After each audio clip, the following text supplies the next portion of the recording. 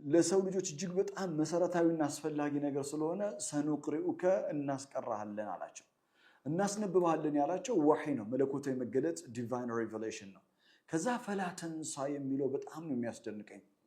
አሁን ወህይ ሚነላህ ተባረከ ወተዓላ ከሰማይ የሆነ ወህይ መለኮታዊ መገለጥ ወደ መልእክተኛው አለይሂ ሰላቱ ወሰላም መምጣቱ በራሱ አንድ ተአምር ነው። ወህይ አያት ሚን አያቲላህ ስለሆነ አንድ። ሁለተኛ በፍጹም አትረሳም ነው የሚለው፣ ፈላ ተንሳ ነው የሚለው፣ በፍጹም አትረሳም። አለመርሳት ነገ የሚሆን ነገር ነው፣ ሙስተቅበል ነው፣ ኢትስ አ ፊውቸር ቴንስ ነው። I will never forget በፍጹም አልረሳም ስንል ወደፊት ነው።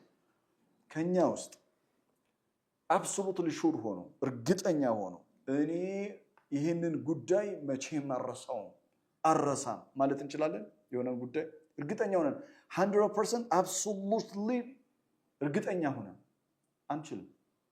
ምክንያቱም መርሳት ሰዋዊ ነው፣ መርሳት ተፈጥሯዊ ነው። አላህ ስለ አደም ሲነግር ምን ይላል? ወለቀድ አሂድና ኢላ አደመ ሚን ቀብሉ፣ ከአደም ጋር ከዚህ በፊት ቃል ኪዳን ነበረኝ ይላል ሱረቱ ጣሃ ምዕራፍ ቁጥር 15 ላይ።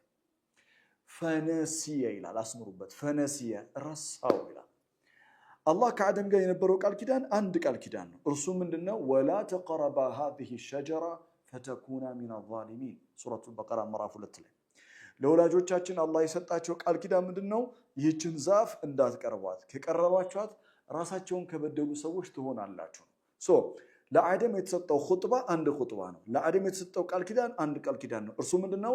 ወላ ተቀረባ ሃዚሂ ሸጀራ። ይህንን አንድ ቃል ኪዳን በጊዜ ሂደት አባታችን አደም አለይሂ ሰላም ረሳው። ስለዚህ አላህ ምን አለ? ከአደም አለይሂ ሰላም ጋር ቃል ኪዳን ነበረኝ፣ ፈነሲየ፣ አስምሩበት፣ he forgot it